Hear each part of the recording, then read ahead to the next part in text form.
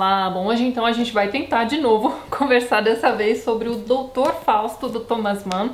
Por que eu disse de novo? Porque no mês passado, quando eu fiz aquele vídeo sobre Fausto do Goethe, eu já tinha dito pra vocês que aquele tinha sido um livro denso, meio difícil, não sei se eu tinha entendido tudo sobre ele. E aconteceu mais ou menos a mesma coisa aqui com o Doutor Fausto também, gente. Esse é um livro que eu vou precisar reler também várias vezes na vida. Mas, de novo, com toda a ajuda de textos de apoio e etc., eu consegui depreender muita coisa desse livro. Gente, que livro incrível! Mais um livro sensacional do Thomas Mann que eu leio. No ano passado eu li A Montanha Mágica e fiquei, assim, embasbacada com aquilo.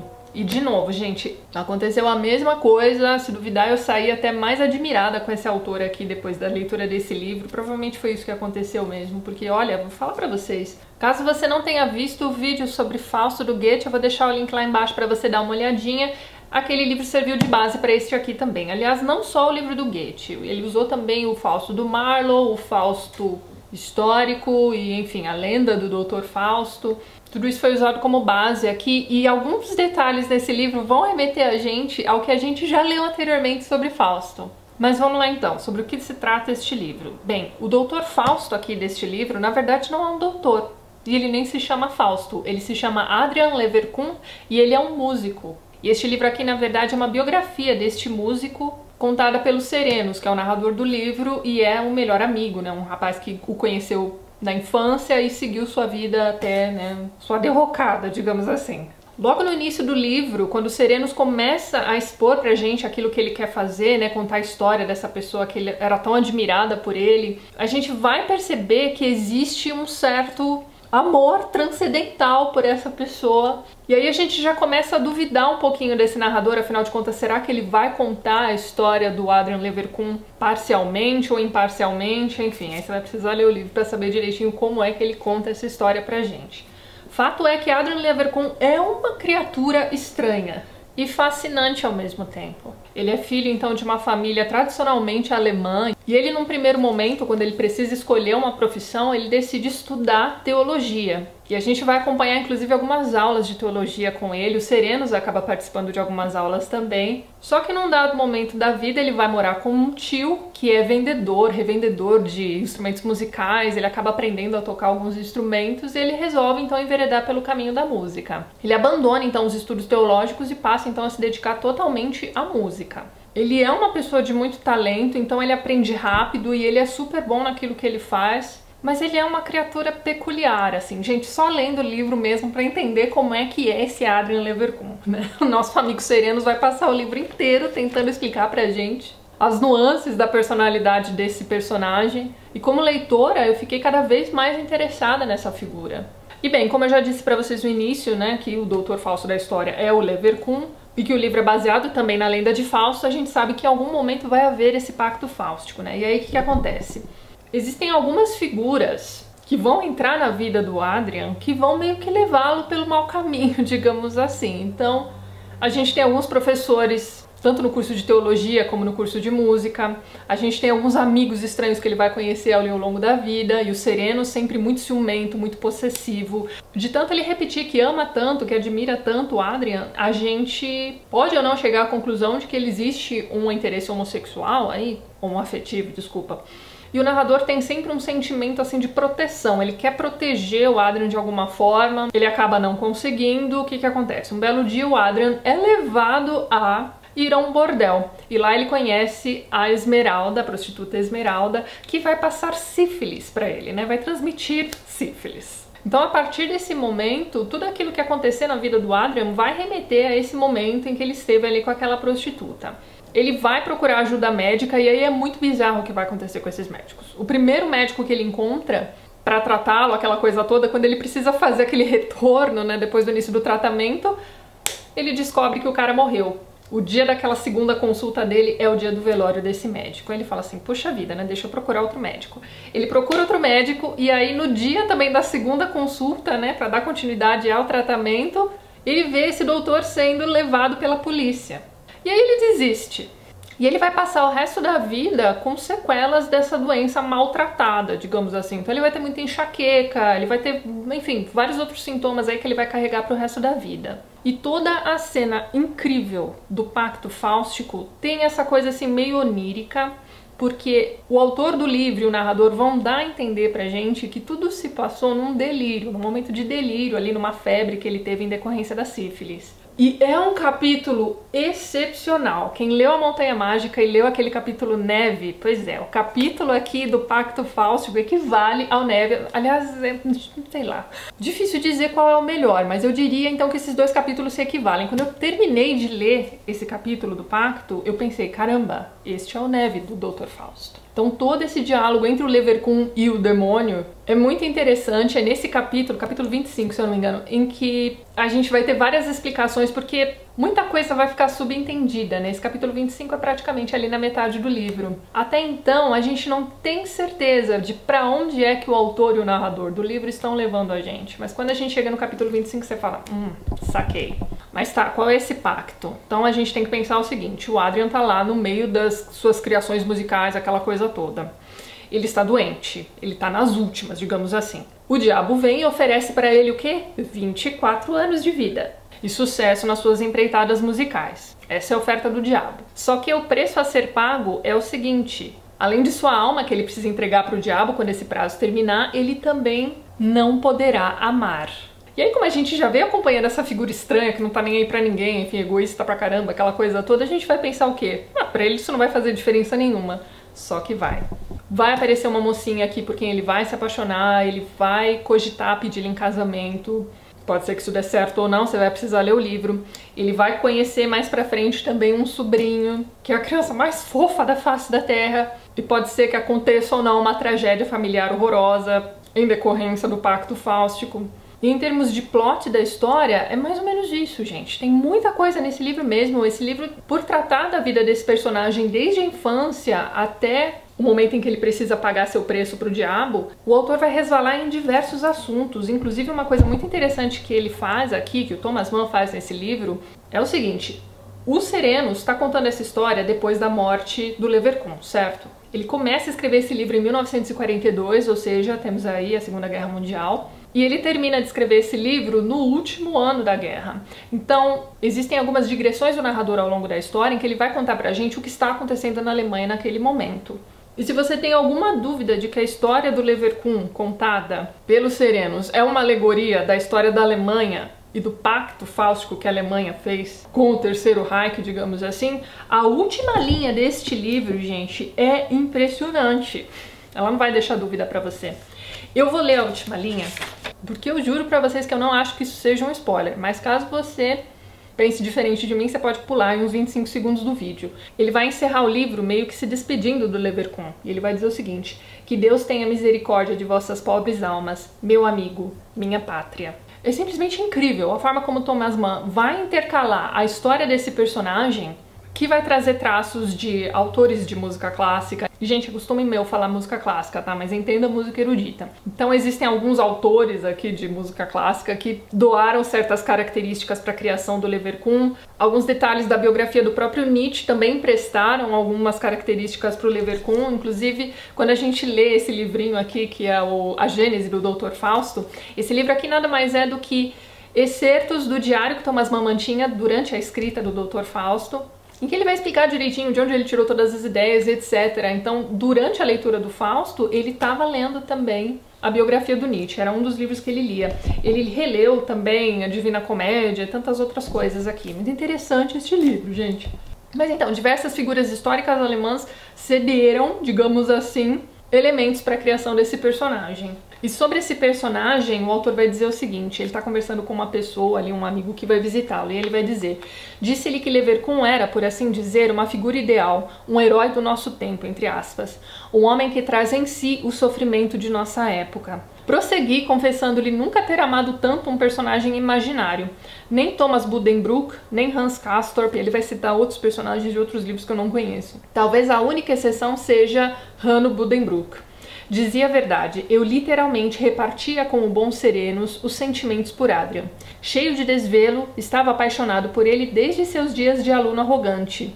Estava doido por sua frieza, seu distanciamento em relação à vida, seu jeito desalmado também, entre aspas, essa instância de mediação e reconciliação entre espírito e impulso, sua desumanidade, entre aspas, seu coração desesperado, sua convicção em ser amaldiçoado, afinal de contas, foi um sonho ou não o pacto com o diabo? E ainda assim, curiosamente, mal lhe dei uma aparência, uma presença, um corpo. Isso é verdade. A gente não tem em nenhum momento aqui no livro a descrição física do Adrian Leverkühn. É impressionante o que esse homem fez com este livro, minha gente. E aí uma coisa que eu notei também durante a leitura foi a diferença de ritmo que tem aqui nesse livro. Então, ele começa apresentando os personagens, cada vez que aparece um personagem novo, ele vai lá e conta meio que a biografia desse personagem. Tudo de um jeitinho que a gente meio que já conhece se a gente já leu, por exemplo, A Montanha Mágica. É o único parâmetro que eu tenho, gente, desculpa. Mas de repente ele começa a contar pra gente, então, as palestras de teologia, então aí o ritmo cai pra caramba, principalmente quando ele chega nas palestras de música. Ele vai passar páginas e páginas contando detalhes da música do Beethoven, por exemplo. Depois ele vai contar muita coisa da biografia do Chopin e por aí vai. Então, em alguns momentos desse livro, a escrita dá essa impressão de ser muito arrastada. Então eu imagino que quem estude música, né, em conservatório, etc., vai adorar esses capítulos, vai aprender muito. Eu precisei parar em alguns momentos, né, mas foi bacana, porque eu descobri o que é uma fuga, uma fugueta, um allegro, um allegretto, enfim. Alguns desses termos aparecem nos nomes das músicas clássicas que a gente conhece, mas enfim, eu não sabia o que queria dizer e por causa desse livro aqui agora eu sei. Enfim, tem muita coisa de teoria musical aqui também, isso é muito interessante, principalmente para quem estuda música. Agora, as 100 últimas páginas desse livro, gente, são assim, de tirar o fôlego. E aí o que eu posso dizer pra vocês, com todo o meu conhecimento de leiga de música erudita, é que este livro tem meio que o formato de uma sinfonia. E quem estuda música, por favor, me desculpem, tá? Eu devo estar usando os termos errados. Mas aqui mesmo, na Gênese do Dr. Fausto, ele vai dizer o seguinte, sobre essas mais ou menos 100 últimas páginas, ele vai dizer o seguinte: esse trecho expõe o destino do herói e dos outros seres do livro, evocando o trágico e o grotesco, buscando caracterizar o estágio final de uma sociedade humilhada pelas chicanas do espírito e conjurar, em acelerando, a sensação de fim em todos os sentidos. Então é isso, o final do livro foi escrito em acelerando, é por isso que tem tanta coisa acontecendo ao mesmo tempo, é tudo muito rápido. E tá aí mais um motivo para esse livro ser genial, minha gente, a forma como ele foi composto. E essas 100 últimas páginas são, assim, devastadoras, gente, é um negócio impressionante. O final desse livro aqui entrou pra minha lista de melhores finais de livros, com certeza. Até então, o melhor de todos, na minha opinião, tinha sido o final do Evangelho segundo Jesus Cristo, do Saramago. Esse aqui agora tá do ladinho do Saramago, gente. Achei incrível. Bom, então agora eu vou comentar com vocês alguns textos de apoio. Eu recomendo então para vocês aí que estão interessados em ler e estudar o Dr. Fausto, a Gênese do Dr. Fausto. Esse livro está esgotado, mas com muita boa vontade você encontra ele em sebos. Nossa, até eu encontrei, esperei mais de um mês para ele chegar. Sinal de que dá para achar ainda, gente. Nesse livro aqui, O Escritor e Sua Missão, do próprio Thomas Mann, a gente tem alguns ensaios dele sobre autores como Goethe, Dostoiévski, Ibsen, e eu li apenas o texto, então, referente a Goethe. E assim, a gente vai descobrir que ele era, assim, grande fã do Goethe, não concordava 100% com tudo que ele fazia, mas admirava a sua obra, a pessoa do Goethe, enfim, ele conta algumas anedotas aqui, algumas histórias bem interessantes. No vídeo que eu fiz sobre Fausto do Goethe, algumas pessoas me perguntaram se eu conhecia alguma biografia dele. Não conheço, gente. Mas esse textinho aqui do Thomas Mann é muito interessante mesmo. O título é Goethe como representante da burguesia. E a gente tem que pensar que burguesia na Alemanha, no século XVIII e XIX, não é a mesma coisa que a gente chama de burguesia hoje em dia, tá? Tem um texto muito bom nesse livro aqui, ó, Ensaios sobre Literatura, do George Lukács. Esse texto aqui, gente, periga ser o melhor que eu encontrei por aí sobre Thomas Mann, tá? Então fica a recomendação forte aí pra vocês. Ele tem cerca de 100 páginas de duração, se chama Thomas Mann e a Tragédia da Arte Moderna. É um texto de literatura comparada, então se prepara, porque ele vai comparar aqui o Dr. Fausto com vários outros livros, inclusive com os Irmãos Karamazov, que eu ainda não li.